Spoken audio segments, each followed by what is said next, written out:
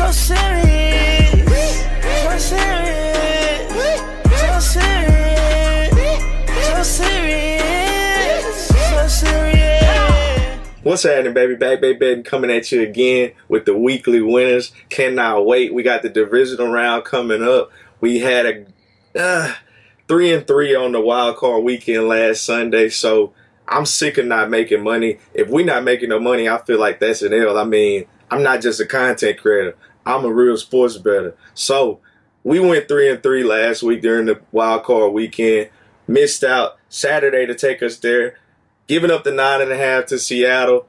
They rolled them. Everybody looked good. Seattle actually came out and played well, Geno Smith, but it's been a tale of two halves for him. He played really well the first half of the season, really bad the second half of the season. It caught up with him in that game, and Deebo Samuel, Brock Purdy, McCaffrey, the tight end, can't think of his name, Kittle. Everybody went off. Everybody had a good day against Seattle. So moving on to Saturday, we jacked them up. Jacksonville plus the 3 against the Chargers. I told y'all I love those guys at home. They got it done. The Chargers ended up having to fire their offensive coordinator because he was absolutely awful in the second half of that game. And Justin Herbert, they keep putting him up on a pedestal.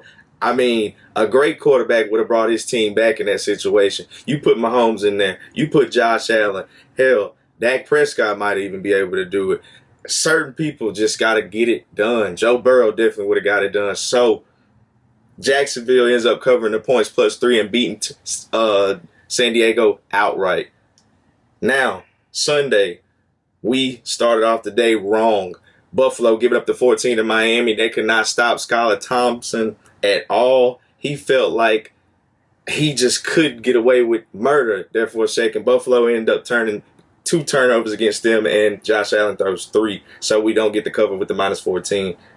Sunday night, we had Cincinnati giving up the 8.5 to Baltimore. Cincinnati did not play well at all. They should have lost the football game. Joe Burrow, decent game, kept him enough, game managed the game enough. Huntley actually showed up against Cincinnati's defense, and they covered the points. So Cincinnati doesn't cover the 8.5. I'll have more on the 8.5. And we ended up playing the Giants plus the 3 against Minnesota. They get the win outright and catch the dub on the road in Minnesota. I felt like Minnesota was the worst 10-win team in the league. They were like the Steelers last year. So they ended up losing to the Giants on Sunday.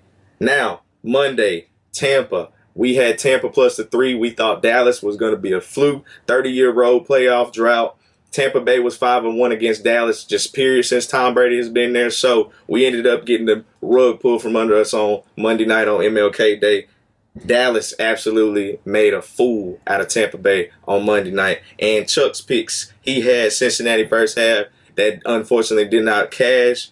Buffalo first half, that unfortunately did not cash. They were up 17-0 at one point and set it on cruise control. And we had the lock fight on Monday night, MLK Day. He was on Dallas plus the 3. He is a big Cowboys fan, so congrats to Chuck on the lock fight win.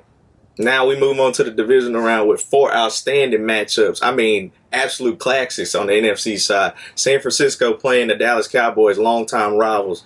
Great game to see. Philly and the Giants, another great football rivalry. So on the NFC side, we have those games. On the AFC side, during the divisional round, we have Cincinnati going up against Buffalo. That's becoming a new age rivalry. And the Jags going up against the Chiefs. Speaking of the Jags and the Chiefs, they start you off on Saturday at 3:30 at Arrowhead Stadium. Andy Reid is 24-7 off a bye. I think he's like 8-6 since he's been his whole career. He's 24-7 off a bye. He's 8-6 since he's been with Kansas City. The Jags had a big comeback last week. I mean, I know they played really well in the second half, but they were getting blown out. Trevor Lawrence with the 4 turnovers. That makes me kind of iffy. I feel like last week could have been the Jags Super Bowl. I do not have a play on the game, but teams that come back like that, they usually don't fare well the next week. Now, if I had to play the game, I would lean more towards the over at 52.5. The Jags and the Chiefs, they both have decent offenses to move the ball up and down on the field on each other. I feel like the Chiefs honestly could come out and hit the Jags in the mouth and go up 14-0 so quick. It makes the Jags head spin and they're like, how are we going to come back? But I'm not going to play the points because I don't like the number 8.5 and I don't like 3.5, so I won't be touching those.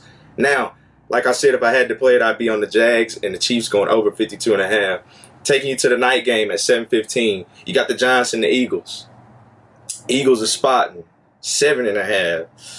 I don't like the 7.5. However, I do like buying the hook off the 7.5, so I'm leaning towards the Eagles. Here's why I'm leaning towards the Eagles. Nick Sirianni is 2-0 off bye weeks since he's been the Philadelphia Eagles head coach. They look good off bye weeks, so 2-0. I like that. Now, the Giants, I understand they're 14-4 against the spread this year. They are, in fact, the best covering team in the NFL against the spread. But you know who one of those non-covers came against? Philadelphia in Week 14 beat them 42-28, I believe, or 42-22.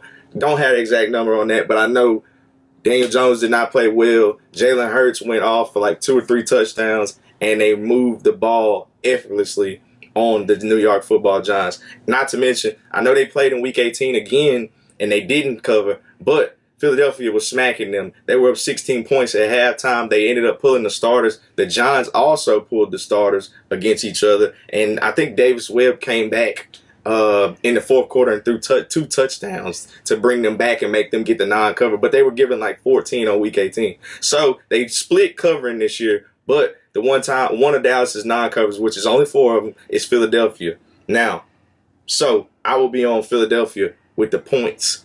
But like I said, I like to buy the hook off of it, bring it down to 7. Moving on to Sunday. Sunday could be a day of the defenses. To start you off, you have the Bills and Cincinnati. Now, I know Cincinnati has not been playing well lately, but they've been doing just enough to get it done. And I know the Bills have been turning the ball over lately, but they still are averaging 34 points in their last 4 games, even with all the turnovers from Josh Allen. That's still pretty impressive. Joe Burrow, I feel like in the playoffs, I know he's been getting carried. He's only got 5 or 6 touchdown passes. I think it's 5 on there as far as his postseason touchdown passes. So his defense has been doing a lot of the heavy lifting for him. I do not know how much his defense will be able to help him out. Not to mention, the Bengals O-line have 3 guys out. If Jonah Williams, the left tackle, can't go, they will have 3 offensive linemen who will not be able to go. La'el Collins, the right tackle, is out, and Alex Kappa, the right guard, are out. So you have 3 new faces in the playoffs, and Cincinnati has already been not able to protect the quarterback well. So the Bills, they have the number 2 defense in the NFL only behind San Francisco, averaging 17.9 points a game. I know Joe Burrow has Chase. I know he has Boyd. I know he has Higgins. But if these guys are hitting you in the mouth before you can even get the ball off, you will not be able to get it downfield to those playmakers that you have. So I'm leaning towards the Bills giving up the 5.5 on Sunday against the Cincinnati Bengals. Taking you to Sunday night in the Bay Area. Dak Prescott and the boys rolling to town. That's a rivalry for you. San Francisco playing at home, covering a bunch of games in a row. They have 11 wins in a row. That's tied for the longest franchise win streak in history. So they could break it if they get 12.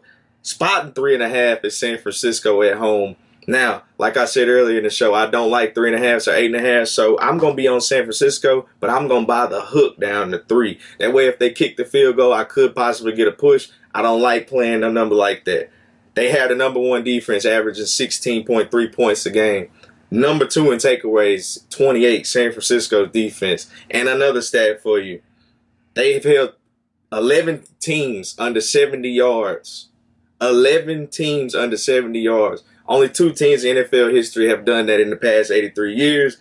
The 2000 Ravens were one of them. They ended up winning the Super Bowl. And the 2010 Steelers, who lost the Super Bowl to the Green Bay Packers that year. So the defense is biting, and it's obviously a historical defense. So I lean towards San Francisco in the defense to shut Dak Prescott down. Not to mention Brock Purdy. 16-3 touchdown to interception ratio. He is on fire right now. He's the only other rookie to win a playoff game since Russell Wilson. I think the first one since like Russell Wilson came into the league. And last week he accounted for 4 total TDs, no turnovers, 1 rush and 3 passing. So he's lighting it up. Taking you on to Dallas. If you're really thinking about playing Dallas, Dallas getting the points. Yeah, they look good against Tampa Bay. Dak lit it up. 305 yards, 4 total TDs against Tampa. We all know Tampa was the charity playoff team. They went 8-9 in the NFC South. I mean, that speaks for itself. So I'm going to have to lean more towards San Francisco being able to edge out Dak Prescott. Plus, he has 11 turnovers. That's the worst in his career. 11 picks so far this season. Which Dak are we really going to get? Are we going to get the one who threw for 305 for 4 TDs against a terrible Tampa Bay defense, honestly? Or do we get the one who gives the ball up and gives San Francisco extra possessions with that phenomenal defense? Like I said, 28 takeaways already on the year. A great D-line. I can see Dak being really dirty by the end of the game. So I'm on San Francisco minus the 3.5 in the Bay Area. Rolling right into Chuck's picks. We got 2 lock fights on the board. He's got Cincinnati plus the 5.5 against the Bills. That's a lock fight. And he has another lock fight. New York plus the 7.5. He likes the Giants with the points in that hook. However, I will remind you, this is the Giants' 5th straight road game. I know Philadelphia is near New York, but still, eventually that takes a toll on your body. Oh, and it's actually Dallas's 4th straight road game. That takes a toll on your body, like I said. Keep that in mind betting this weekend. And he has Kansas City and the over 52.5. And to be honest, I have a slight lean towards that too if I played the game. It didn't end up playing it, but like I said, I do have a lean towards over 52.5 in that game. Now, it's Back Bay Betting, at Back Bay Betting on everything. YouTube, Twitter, Facebook, Instagram. Follow us. I'm giving out daily winners in the college basketball. We're still doing that every day. And the weekly winners every week. So, let's get paid at Back Bay Betting. Like, share, and subscribe. So serious.